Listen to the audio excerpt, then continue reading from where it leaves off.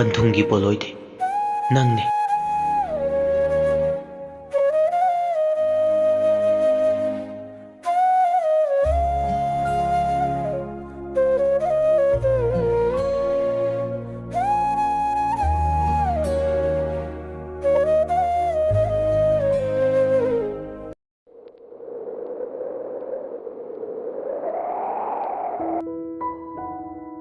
Tha nigi matungni class ado suti tharduna satra satri sing loinamak exam gi laik panaba matamne.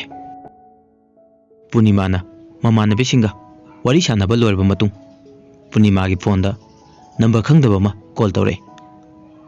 Punimana kanano haiduni yangbada Basanta gi orame. Punima laik kyam paaba loirage? Punima sor sang non toktuna haire. Loidrida ado nangdi Basanta namu hawdrida di papaga kadai deno ado Punima nangi number se ningthemna piron hai pigrage ko. Punima na tapna khume pikro exam gi tana dawsu mem le fare dudi ai thamage ko. Punima na mu khume hoi fare aisu lai ngak pa khige dudi. Numidang waram gi matamne Punima na laik paringi tanja duda Punima gi manakta nakna leiba phone adu lai. Punima na phat onthok tu neng pada ningthem gi call orme adubu phone adu unknown call haina thai. Punima phone adu okhale kana mu orgi ba haiduna khalingai duda ningthemna phone dairake. Laik pa ba kyam loiselage? Loidriye nangdi ningthemna moire ado hayeng amta unase chapter 2 gido ai kemta khangdreba. Hoi yaye pung ani da viti park ta thengnarase. Ani do phone da wari ngak sanarba matung phone ado thamnakre aduga magi mathau da onsinakre.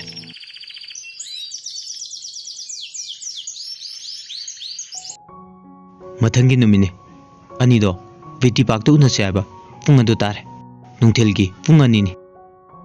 Punima du ningthemu ngai park tu da ningthemsu gai su phutoktuna mayumdagi thoklame. Tanja du da lairangna ningthemda hangaki. Bungo kai chatuino nangbo? Ningthemna wamta ngangdana yumdudagi thokre. Ngak lerba matung Punima na phamliba jaga du da lai manaktam changsilaga hari. Kayam kurige yorokpa? Punima yam sauna ngaya goire yorokpa ningthemna maka tare. Fare dudi discussion chatharase chapter 2 gi matangda.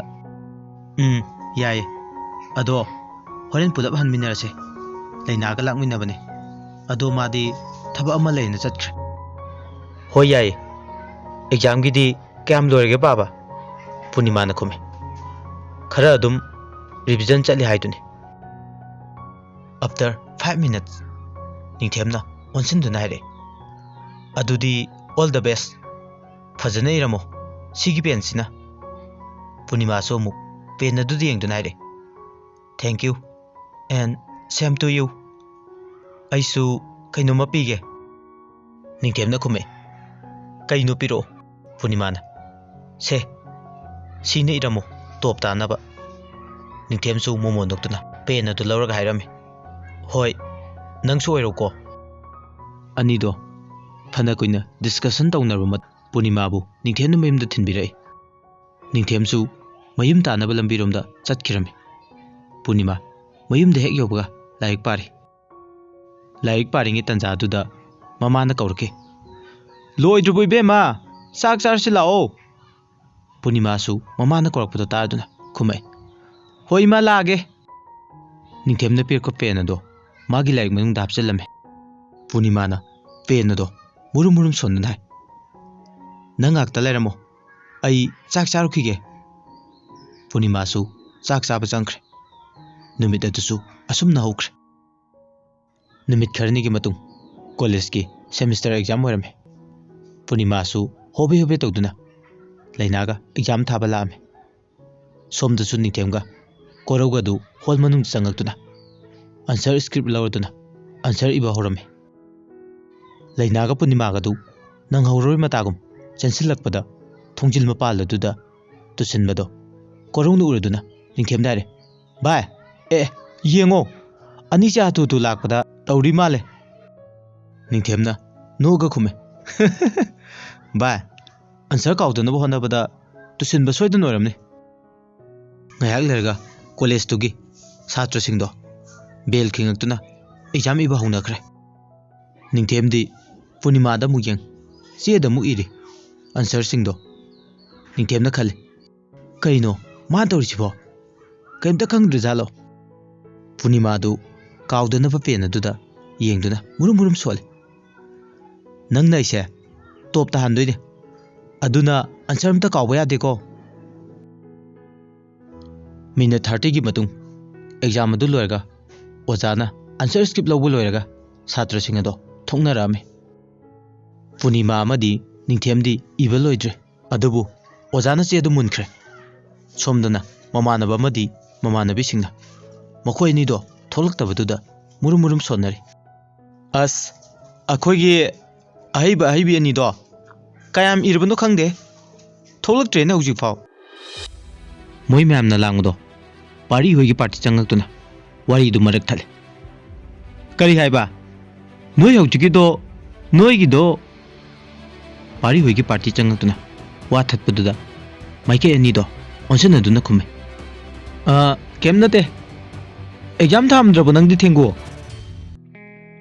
pari du mayam na khumi do nasungdaba makai punima amadi ningthemna exam hall dagi thokminarpado uraduna mayam da onsenunduna lawrme ani che warning nen hayu mit yam nare chachilaw pari magi kamgu singdo puraga mafam adudagi chatkirame punima amadi ningthemna makhoi party singi manak tamna lakpa matamdadi mayam do ungaga tufak tubai chanarame moigi matau singdo ubada ningthemna hangami mayam tumin laine che kaigino kaidaba yaurge mayam adu ningthemi wa tabada amata kumakte ngayak lerga punima gi mamanabi rituna mapi ra chenduna haire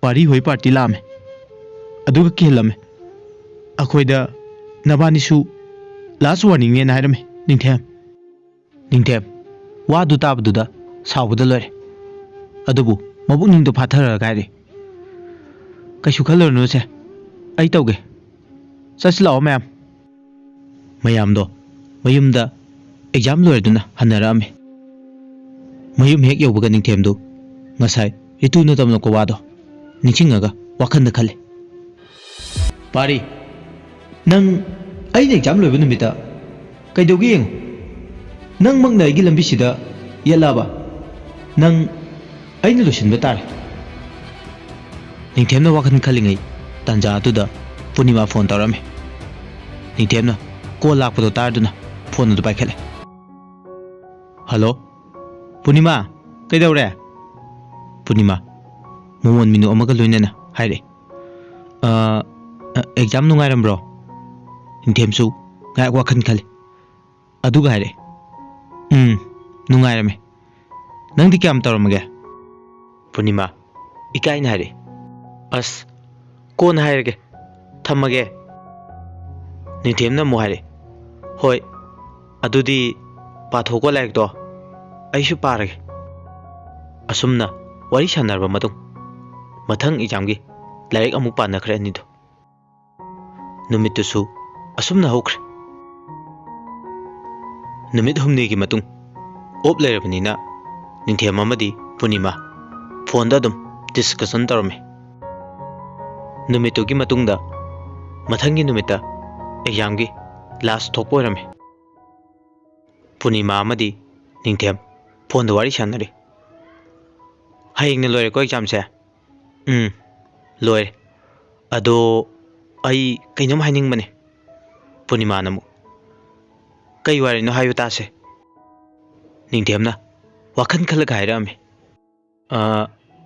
yam lubo wane exam loiraga haige punima du taning mun loire hairo he punima na Wado hek haibaga ningthem phone thamkhre. Lairik panaba amadi chaising to oba matungda numitusu asumna hawkhiram.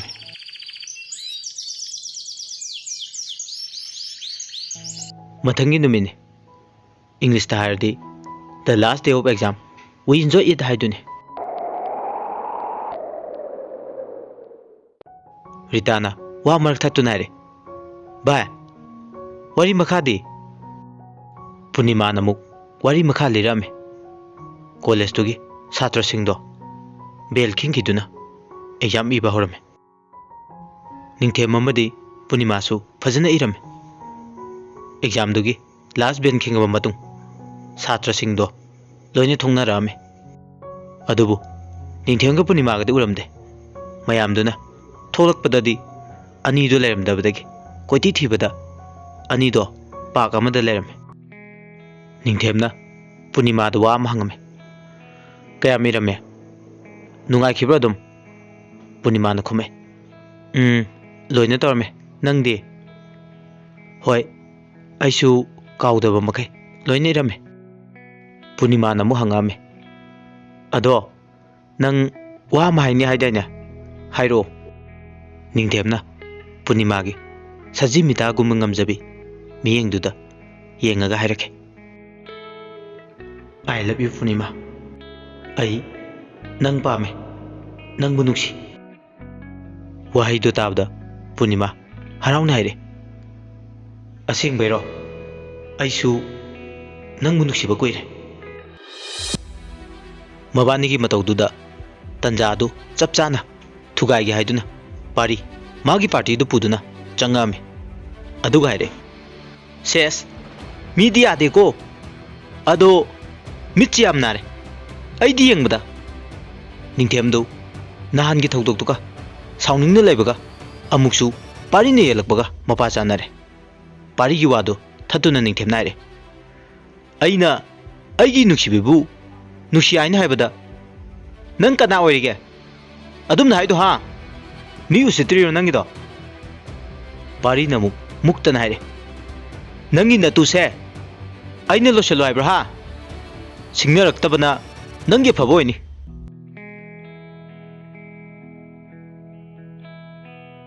Wari sigi ahum suba tangkak matang asida losinjare. Mayamna wari sibu tabiraga adongi apam pamdadu kamenda thambiramu amadi wari sibu nuksibiduna tariba khudimakna like tobiramu. Aroibada punamaku amukana khurumjare.